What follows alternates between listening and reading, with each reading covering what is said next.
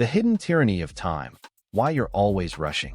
How many times today have you checked the clock, looked at your phone, glanced at your wrist, or felt that gut punch of urgency because you were running late? We live by the clock. From your morning coffee to your 9 to 5 to catching your flight, time governs everything. But have you ever stopped to think about where these invisible chains came from? We assume that time, the mechanical, measured, minute-by-minute system, is a natural law of the universe. The problem is, it's not. It is one of the most powerful, invisible, and radical inventions in human history.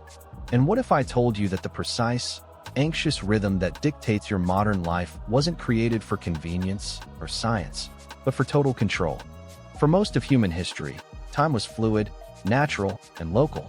The sun rose, the sun set, and people ate when they were hungry. Then, a quiet revolution took place in medieval Europe, a forgotten ritual that gave one powerful group the ultimate weapon, the ability to divide, measure, and sell your attention. The aha moment is realizing that the clock, that benign, ticking device, is actually the most effective engine of capitalism and social control ever invented. Let's dive into the fascinating, forgotten history of who stole our time, why, and how we are all still living under the tyranny of the clock. 1. Sun time versus bell time. The monastic overlords before the mechanical clock, time was organic. Farmers used shadows, fishermen used tides. In the city, life was still dictated by the sun and the natural rhythms of the season. All that changed, quietly, within the walls of European monasteries. Monks needed to pray at very specific intervals throughout the day and night, the canonical hours.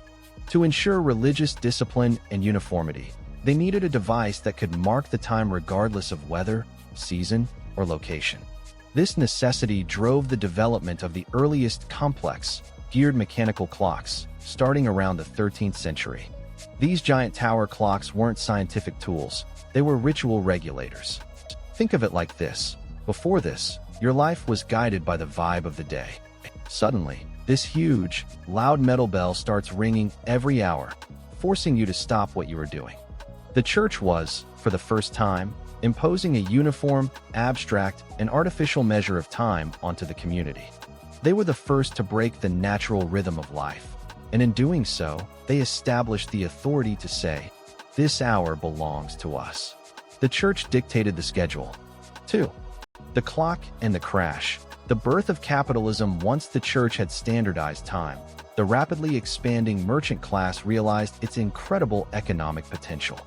The shift from solar time to mechanical time was the birth certificate of modern economic anxiety. Merchants didn't care about prayer, they cared about profit. For trade, you need standardization. If a worker is paid a day's wage, how long is that day? In summer, it's long. In winter, it's short. This unpredictability was bad for the bottom line. The clock offered a solution. The hour is always the same length. The actionable insight. The clock allowed employers to measure and sell labor as a precise commodity. The concept of wasting time, or punching the clock, became real. It created the wage slavery system. Instead of paying for a task completed, which was the old way, you started paying for time spent. This shift from task-based work to time-based work is the single most important factor in the rise of industrial capitalism in Europe and America. It turned human effort into a measurable, interchangeable resource. The clock monetized you. 3. The train that ended the sun. The war against local time, even with clocks. Every major European and American town had its own local time, set when the sun was highest over the main church steeple. This made perfect sense until one revolutionary technology arrived, the railway. Imagine you are coordinating trains across a continent. Town A's noon is 12:04 p.m. in Town B and 11:58 a.m. in Town C. Scheduling became a disaster of missed connections and dangerous crashes. The railway companies realized this chaos was unsustainable. They needed standard time. In the U.S., it was the railway barons who essentially forced the nation to adopt standardized time zones in 1883, decades before the government officially mandated it. They drew the invisible lines that divide the country into Eastern, Central, Mountain, and Pacific time. The people of small towns were furious, feeling like the soul of their community was being stolen by some faraway, profit-driven corporation. This was the moment the local, community-based rhythm of life was violently replaced by an invisible, national system dictated by the needs of speed and commerce. The railway stole the local sun. 4. Modern-day tyranny, time poverty, and the digital tick. This isn't just history. It's the invisible pressure you feel right now. The clock has won, and in the digital age, it's tighter than ever. Today, we suffer from time poverty, the feeling that despite all our efficiency tools, we never have enough time. Why? Because the relentless pressure to be maximally productive every single minute, a concept born from those medieval clocks, has been amplified by technology. Every app, every notification, every meeting reminder is a tiny bell ringing from the tower, demanding your instant, measurable attention. The only way to find freedom is to practice deep work, consciously disconnecting from the clock's tyranny and returning to task-based focus. It means scheduling blocks of time not for a meeting, but for an accomplishment, just like the pre-clock craftsman. The forgotten wisdom of sun time isn't about being lazy. It's about reclaiming your autonomy from a system designed to extract maximum value from every second of your existence. Your attention is the final battlefield.